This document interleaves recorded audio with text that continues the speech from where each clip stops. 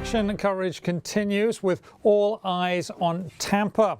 Now we're joined by Governor Mary Fallin, Governor of Oklahoma. She joins us now from Tampa, the Wall Street Journal unit there. Thank you very much for being there. Has the delay, because of the rain and the weather, dampened the mood a bit?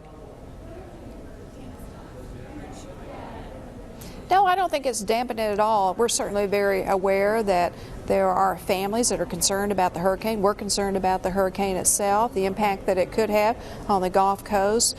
But, you know, I know Governor Bobby Jindal, Governor Bryant, and certainly the governor of Alabama, and they're all going to do a super job as the hurricane sweeps through that area. We hope that it won't get up speed and grow, but I think all in all, people here in the convention halls are very excited about the convention itself, and certainly excited to hear all the speakers and to get this campaign on the road and nominate a president. What's the message that you think needs to be delivered by this convention, from this convention, to really resonate with voters and help swing the election? I think the message coming out of this convention needs to be about how do we strengthen America? How do we create jobs? How do we balance our budget? How do we reduce our deficit? How do we create the very best business climate so that businessmen and women and entrepreneurs will create, will innovate, will get America back on track? If you look at the things that concern Americans right now, they're concerned about our national economy, they're concerned about job security, they're concerned about economic security, concerned about the debt, the deficit, and those are things that Governor Romney has been talking about. Certainly Paul Ryan adds a great amount to the ticket with being chairman of the budget committee. He's a budget hawk. He's very knowledgeable of the different budget figures in our national budget, how we appropriate money, and I think it'll be a wonderful time for us to be able to talk about the future of America, where we need to be going, and contrast that with where President Obama has taken our nation and the difference that you will see in our nation with Governor Romney as president. You're scheduled to be talking at addressing the convention. What is your specific message going to be? What do you want to highlight that you're going to be saying to people? Well, we're going to be talking about the strength of the American people, how Americans are the ones that innovate, that create, that start companies, that create jobs. And of course, everyone's real concerned about the national economy, providing jobs. We have 23 million Americans that are either unemployed or underemployed. We've had 42 months of unemployment at 8% or above, and that's been the track record of President Obama. And so we're going to be talking about Governor Romney's plan to create jobs, to be able to address the concerns of Americans, especially our business people. You know, and President Obama said not too long ago when he was talking to business people and entrepreneurs that you didn't build that company, somebody else did. Well, like who? Who built that company? Well, we know that it's the American people who create jobs, that take risks, that build companies, and have made America great. And so we're going to be talking about what Governor Romney's plan is to get America back on track and to help reduce our deficit and make America strong again.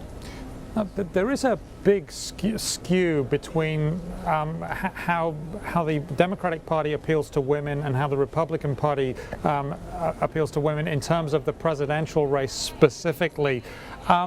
How can the Republicans overcome that? Because women seem to be highly favorable, seem to view Obama much more favorably than they view Romney. Well, I think the way the Republicans overcome just the rhetoric, and that's what I would call it, when the Democrats talk about a war on women, I don't believe there is a war on women. Because if you look at Governor Romney, 50% of his cabinet when he was, and staff, I should say, staff and cabinet, when he was governor of Massachusetts was women. He had a large amount of women that were involved. If you look at President Obama's track record as it relates to women, you've seen a 70% increase in people on food stamps since 2007. Guess who's on food stamps a majority of the time? It's children, it's women, it's a lot of single women, and so those are some of the numbers we're going to be talking about. You look at the rate of unemployment among women in the nation and where that is, it's at record highs right now under the Obama administration, and those are things that are of great concern to women. Women are concerned about jobs, they're concerned about the economy, they're concerned about having a business climate, if you're a small businesswoman, that allows your businesses to grow and flourish, and have a president that supports business and understands that it's the innovators, it's the entrepreneurs that create those jobs, not the federal government. And those issues, I think, are important to women, and they're going to be hearing that message this week. Governor Romney's taken a lot of criticism over how much tax he pays. How can he get beyond that in terms of getting onto the issues when he talks?